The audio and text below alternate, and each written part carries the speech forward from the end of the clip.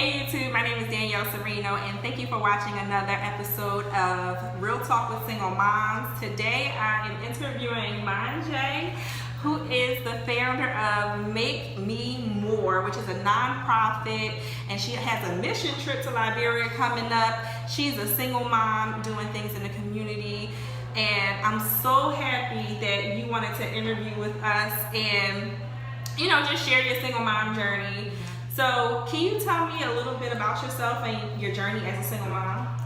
I think if this question was posed to me like years ago, I wouldn't be able to answer. I would kind of like stumble over it because back then I wasn't comfortable with myself. I had like low self-esteem and I really didn't know who I was. But now in 2018, I can say with confidence that I am a single mom, I'm a Christian, I'm a girl boss, I'm a mompreneur, and Make Me More is my baby that been birthed from within inside of me, and I absolutely love giving back to the community and especially working with young moms because I think that's where a lot of stigma coming at being a young mom. Because I was a young mom, and a lot of people kind of think that when you're a young mom, you can't have a successful life, but it's the whole tool. Right. Be completely successful, be the mompreneur that you always wanted to be the ultimate girl boss that you always wanted to be. Okay, so what did the process look like for you as a single mom? Like how old were you? What did you go through with your child's father? Okay, so I was a shelter all my life, and when I went to college, I just wanted to try everything. So I was drinking until I passed out, and I was experimenting and just doing some really ungodly things because I didn't know nothing of these nature because my parents kept me in the house. We went to church. You're not going to go out to experience. So I'm like, you know what? I don't have no parents. Right. I'm going to do what I want. I don't have nobody watching me. So I felt I became like invincible. So God like had to do something to get my attention because the path I was going down wasn't going to be the right path for my life. And I wouldn't even know if I would be able to sit here to have this interview with you if I kept going down that path. So my senior year in college, supposed to be the best years of your life. Right.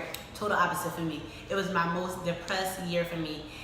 I got pregnant my senior year in college, and when I found I was pregnant, I knew I was pregnant because I had studied my body, so I knew when something was wrong. Yeah. So I felt this pain in my back that I never felt before. So I'm like, I am pregnant. so I went to a predominantly white college. So I walk downtown, go to this dollar store. I'm trying to whisper because I'm really embarrassed. Like, can I have a pregnancy test? And they're like, you need a pregnancy test? I'm like, and there's all the students behind me. I'm like, oh my God, this is so embarrassing. I'm like, yes, can I have a pregnancy test? So I was a resident assistant in college.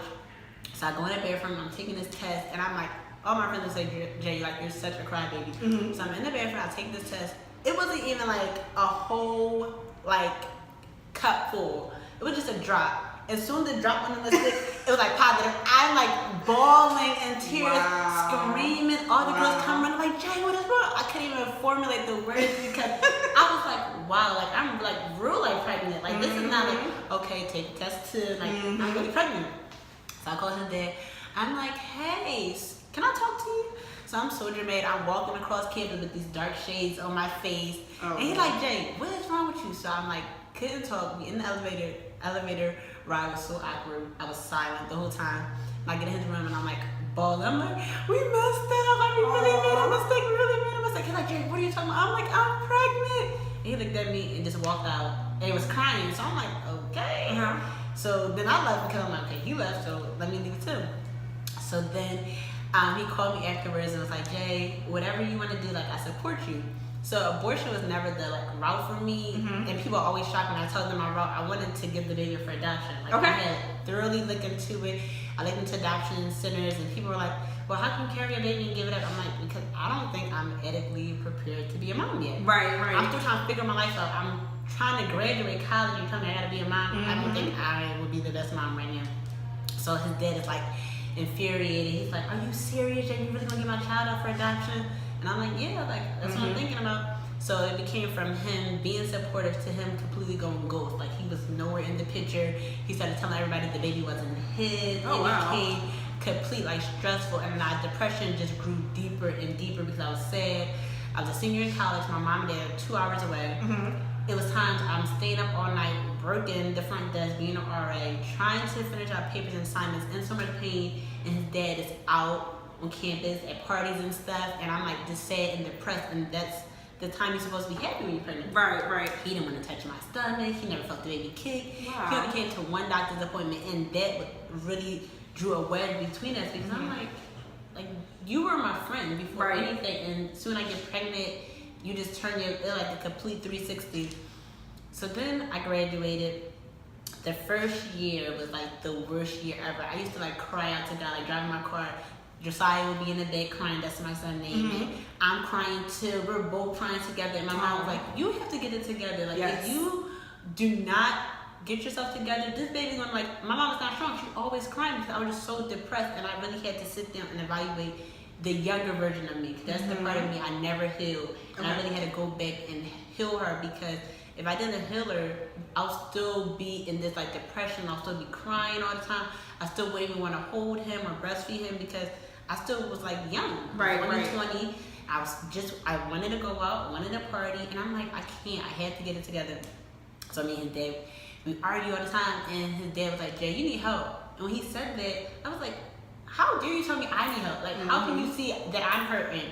Nobody's supposed to see that part. Right. And we used to always argue. It wasn't until I really started like analyzing myself and my life and realizing like, Jay, you really need to get help because you're hurting. Right. And you're bringing the child in this world trying to raise the child up. How are you going to be strong with the child when you're hurting? And every time you hold the baby, he's screaming, you're screaming. So now we have a much better relationship. It's not the best I would like it to be. We still have our friction here and there, but it is much better than what it started off as. Okay. So how did you go about healing your mind? Like you were saying, you had to get yourself together. How did you go about that? Because other single moms, they need to heal. We all had the point where we had to heal inside before we can be any good to our children. So what actionable steps did you take to heal? Like, did you do prayer, like stuff like that? And how intentional, if it is prayer, how intentional was your prayer? So my mentor, she's like a prayer warrior along with my mom, and my mentor told me, Jay, if you don't love yourself, you can't love a baby. You have to have love for yourself. So I'm like, she don't know what she's talking about. Right. So it wasn't until I started pinpointing exactly what happened to me in my life, because it was things I just tried to mask, and I tried to mask them the wrong way with alcohol, with partying, with going out, staying out late. And it wasn't the solution. Right. So I really had to pray to God, like really surrender, like God, I am willing, I am able to do this. Like, here am I, please take me as I am. I'm a sinner, I fall short of your glory on multiple occasions, but just give me your grace. Like, just give me some amazing grace that's so sufficient. And sometimes when I tell this story, like goosebumps come on me. I was in the car crying. The baby was in me, and it was so sad because I don't think I was a good mom when I was carrying him because I was just sad the whole time and I was crying. And when you're pregnant, the baby feel everything. So I wasn't happy. So every time I cry, I could feel my whole belly just moving. And I just got tired of feeling that way. And I was in the car driving, I'm crying out to God. And just like an aura came in the car, and it was like a voice that said, peace be still. Okay. And that just took me forward that it's going to be okay. Like, it's a shock for me because I wasn't expecting to be pregnant at such a young age. But it is going to be okay. And then that's when I started to find peace with myself. I started going to therapy, and it's okay. Therapy is good. Yes, it is. You know, sometimes even in the church, it's like, oh no, you gotta go see a pastor, or you can't go to therapy. Black people don't go to therapy. Because as black women, we're always taught to be strong. Right. And we have to be strong, so we don't know how to be weak. But in that moment, I needed to be weak. I needed to talk to a therapist. My mom couldn't do it. My dad couldn't do it. No man couldn't do it for me. God and the therapist could do it for me. Okay. And that's where I found peace, and because it really helped me get into some rooted issues. Because when I was 16, I was molested by someone in the church. Right. My bishop nephew. And I never talked about it. Even when I tried to commit suicide at 16, my dad came and found me in the bathroom. I never talked about it. And it wasn't until like years went by and I just had all this hate, but I didn't know it was hate because I tried to mask it, because I'm like, how could this church that I had served and I was praise dancing, I was on the choir, how could it hurt me? And then when my mom and dad talked to my bishop, she was just like, I made it up, it didn't happen. So it was like, I was so hurt and broken, and then my parents like, okay, well, still come to church. I'm like, how can I come to this church when Right. I'm hurting? And you gotta see that person. Don't want to talk to me at all. She never pulled me as one of her members in the congregation or as her daughter and said, daughter, let me hear your story. So the guy ended up moving to California when charges was about to be pressed against them, and it still would just hurt because I'm like, y'all want me to go to the altar, let this lady lay her hands on me, and she can't talk to me. And it wasn't until like all these things had happened in my life for God to bring it to the point that I created Making Me More, because it had such a deeper rooted like mission statement, because I wanted to be a good woman, a good sister, a good friend, a good mother, and I wasn't none of that until I allowed God in my life, and He started connecting me with prayer warriors. He even put me in a better church, where the pastor and my first lady actually listened to me and said it's okay to finally talk about it in a church setting. Because before I would have never talked about it. It was something you never talked about. Church, this happened at church. No, you don't talk about it. At the church, we just try to work through it. And they don't talk about it. The church cover. Yeah. And it was so like exhausting on me coming to church, and everybody, it felt like, I don't know if it was happening, but that's how I felt in that moment, that everybody was just talking about me when it first happened, and no one came to personally talk to me and ask me what went wrong. Wow. Yeah. I can't even imagine. Yeah, but I'm glad that God finally brought me to the place in my life that I'm comfortable to talk about my story and live my truth, because at first it was so mad. I'm like, well, did this really happen? Because my bishop, like, this is somebody I looked up to me. She told me it didn't. Right. I made it all up. I'm like, okay, so God, maybe let's just back this out my memory. But then it would just action lead into like, Jay, you still hurting. Jay, you need to talk about this. Jay, you still hurting. So I'm glad that I'm finally at the point that I can talk about it openly, and that God was able to work with me and heal me to even have a nonprofit to help heal young women that deals with traumatic experience as well. That's awesome. Now, how does the nonprofit, how's it, because you're going on a mission trip with it. So what are you going to do on a mission trip? So my parents are from Liberia. Okay. That's where they were born and raised, and then they moved here. So I never been there, and it's so funny, my son been there twice already. He's only 2. But going there, my mom always tell me, when you're in a hospital, here you have care. They take care of you, they let you stay for a few days. Soon you have the baby, you're done. You have to leave the hospital. And we're really going to the mission trip to give back to the women, making sure that the babies have the right diapers, white wipes, and show them really proper care, because in Africa they are so focused on traditional ways, and the traditional ways is not always the right way. And they think that they're not harming the baby, but long term they might end up harming the baby. So just give them, we're even traveling with a few nurses, they're coming to, so just giving them the proper care, how to tend for their baby now in the present time. Now listen to what the great-great-grandma said, hey, you gotta keep this in the family now. Right. So just really trying to give them the tools and the necessities they need to be a young mom, because they have the baby a few hours later, not even a day, a few hours later they're discharged from the hospital. Yeah.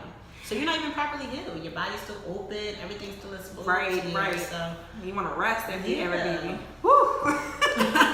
That whole day was like a whole ordeal for me. I was like, I can't do this again. I was so drained. I was so tired. I was like telling the nurse, please just take the baby. Yes. Because I take it to the nursery. Cried so much because I cried so much. So he came out, that's all he did was cry.